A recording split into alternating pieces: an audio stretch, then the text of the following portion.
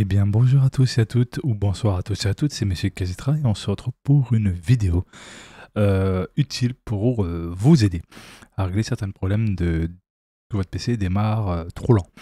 Il y a plusieurs réponses à cela. C'est par exemple dans les applications de redémarrage, il y a quelque chose d'important à souligner, c'est-à-dire le moins vous avez d'applications qui vont démarrer au démarrage de votre PC, mieux c'est, et vous gagnerez un temps de démarrage de votre PC bien meilleur. Au lieu de, par exemple, 10 ou 15 ou 20 secondes de démarrage, vous gagnez, voilà, je fais voilà, une petite exemple, par exemple 7,2 secondes de gagner. C'est un exemple approximatif que vous pouvez gagner. Ce que je peux vous conseiller, au minimum 3, maximum 4, si vous voulez mettre 4 logiciels qui redémarrent en même temps que vous démarrez votre PC, que vous allez sur votre Windows. Mais franchement, je vous conseille que le strict minimum, c'est-à-dire 3 logiciels. Ça permettra d'éviter éventuellement des soucis de redémarrage lent. Qu'est-ce qui peut provoquer aussi d'éventuels problèmes que votre PC rame? Ça peut venir aussi de votre BIOS. Si vous ne le mettez pas à jour, ben, vous aurez des soucis. Mettre à jour aussi votre carte graphique. Important également aussi d'installer le driver chipset. C'est là où se trouve votre processeur sur la carte mère. Pour vraiment pas avoir de soucis. C'est que beaucoup pensent pas forcément, mais c'est important aussi en même temps. Pour les jeux, si vous avez des jeux où il nécessite le TPM 2.0 et le Secure Boot, il ne faut pas hésiter à aller dans le BIOS pour l'activer et surtout activer le XMP pour le Dual Channel. C'est-à-dire, en gros, il suffit juste 2 barrettes de RAM, pas besoin de 4 barrettes de RAM. Les 4 barrettes de RAM, c'est pour les sociétés qui, évidemment, font des serveurs, donc des data centers.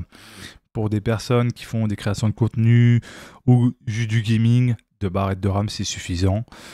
Soit 2 barrettes de 32, soit 2 barrettes de 16 Go pour faire 32 Go de RAM. Si vous voulez faire 64 Go, en tout cas, 2 barrettes de 32, ça suffit largement. Donc là, je vous fais un exemple, soit 2 barrettes de 16 pour 32, soit 2 barrettes de 32 pour faire 64 Go, ou 32, faut en moins 2 barrettes de 16. Voilà, très important à prendre en compte. Parce que le problème de mettre 4 barrettes de RAM, bah, si vous voulez activer le Dual Channel, bah, il faudra baisser la fréquence de vos RAM pour éviter d'avoir des problèmes. Donc c'est très important à prendre en compte à ce sujet-là. Donc aussi très important de faire aussi une optimisation de votre PC pour évidemment avoir moins de charge sur votre processeur, c'est-à-dire moins de processus en arrière-plan pour éviter éventuellement tout simplement une saturation de votre processeur et qui a vraiment une meilleure durée de vie. Faire attention aux programmes qui, évidemment, n'utilisent pas tous vos mémoires, on va dire, tous vos gigas de mémoire de votre RAM. Si vous en avez 2, voilà. Très important à faire aussi. Régulièrement, faire de l'optimisation de vos lecteurs en allant ici, faire optimiser vos lecteurs, très important. Vous pouvez modifier ces paramètres pour mettre tous les jours, tous les mois, selon si vous n'avez pas envie que ça se fasse tous les jours ou toutes les semaines. Au minimum toutes les semaines, au maximum tous les mois, si vous voulez que tous les mois ça se optimise tout seul sans besoin que vous fassiez quoi que ce soit. Donc les exécutions planifiées est toujours recommandées. Augmenter la priorité de la tâche si 3 exécutions programmées consécutives sont marquées. Après, choisir le disque, voilà, encore le lecteur. Donc je vous conseille de... Voilà, je vous mets un exemple parmi tant d'autres. Concernant tout ce qui est pour la GoXLR, donc pour ceux qui ont des problèmes d'instabilité, votre GoXLR qui se redémarre H24, prenez l'alternative qui est GoXLR Activity, est beaucoup plus stable que l'application officielle. Vous installez juste tout simplement les drivers audio et bien évidemment GoXLR Activity, qui est un utilitaire qui est compatible pour tout système d'exploitation, que ce soit Windows, que ce soit Linux, que ce soit macOS. Voilà, je vous ai déjà cité à peu près le maximum que je peux vous donner. Dans le gestionnaire d'interface utilisateur, vous pouvez mettre soit, par exemple, que quand il se démarre, il va ouvrir votre navigateur avec l'interface comme ceci, mais en navigateur, soit en application, selon vos goûts et vos couleurs. Après, vous pourrez corriger l'autorisation de que ce soit en lancement, de l'interface, etc. Dans l'alimentation, vous corrigez tout le nécessaire, sauf sur un autre endroit où je vais vous expliquer. Donc là, vous couchez tout ça, donc vous n'aurez aucun souci. Le seul truc que je vous conseille de faire très attention, c'est ne pas activer la synthèse vocale lors de l'appui sur le bouton.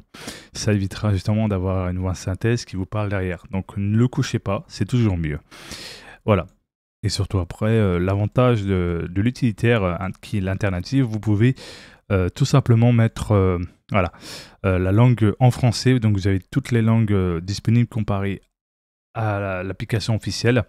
Et franchement, aucun souci là-dessus, vous aurez vraiment un meilleur, tout simplement.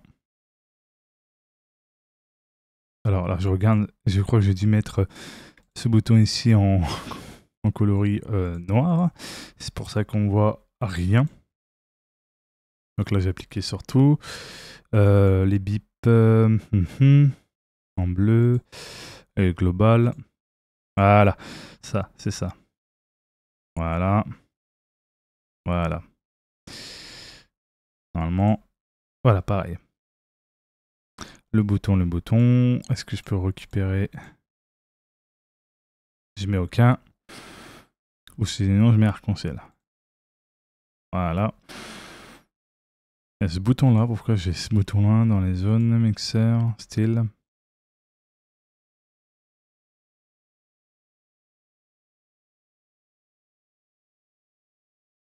Voilà. J'enregistre. Tac. L'avantage, c'est que là, vous pouvez voir si lorsque vous parlez fort, normalement, ça dépasse un petit peu la zone rouge sans aller trop dans la zone rouge. C'est l'avantage comparé à la tout simplement application officielle. Vous avez tout ça. Mieux fait, je trouve, et plus complet. Voilà, c'est une vidéo que je voulais faire justement avec toutes ces précisions en même temps.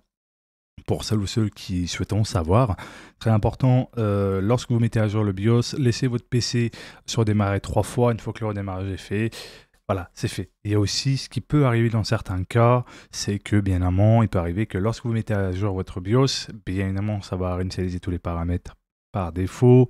Il peut arriver dans certains cas, ça dépend des cartes mères, que la deuxième barrette de RAM n'est pas détectée, du coup vous allez avoir un écran noir. Pour ce faire, il faut éteindre votre PC, bien évidemment éteindre votre multiprise pour éviter tout simplement des coups de jus lorsque vous l'avez débranché l'autre côté où se trouve sur votre alimentation par exemple. Et ensuite sortir votre boîtier et appuyer pendant 30 secondes pour décharger toute l'électricité statique qui est restée dans votre carte mère pour ensuite après enlever la deuxième barrette de RAM qui se trouve à B2 et ensuite une fois que vous l'avez enlevé, vous allez remettre tout comme il faut, juste pas ranger tout de suite votre boîtier mais juste voilà, rebrancher le côté pour l'alimentation et après rallumer la multiprise, réactiver simplement sur l'interrupteur de votre alim vers on, donc allumé et non en off. Et après, vous appuyez sur le bouton, vous allez avoir un affichage. Et une fois que c'est fait, vous pouvez à la rigueur aller dans le BIOS, en spamant la touche sup, activer le XMP et bien évidemment aller dans l'onglet sauvegarder et quitter et bien confirmer la modification. Et ensuite, après, éteindre votre PC, que je conseille au mieux pour éviter éventuellement des soucis avec votre barrette de RAM. Si vous voulez décharger toute l'électricité statique, faites-le. Si vous voulez avoir un maximum de sécurité et d'avoir bien débranché comme il faut avant de faire ceci, de décharger. Remettre votre deuxième barrette de RAM et après, vous pouvez tout remettre comme il faut, reallumer et tout. Et normalement, vous verrez que votre deuxième barrette de RAM sera totalement détectée une fois que vous avez bien activé le XMP et sauvegardé bien évidemment la modification.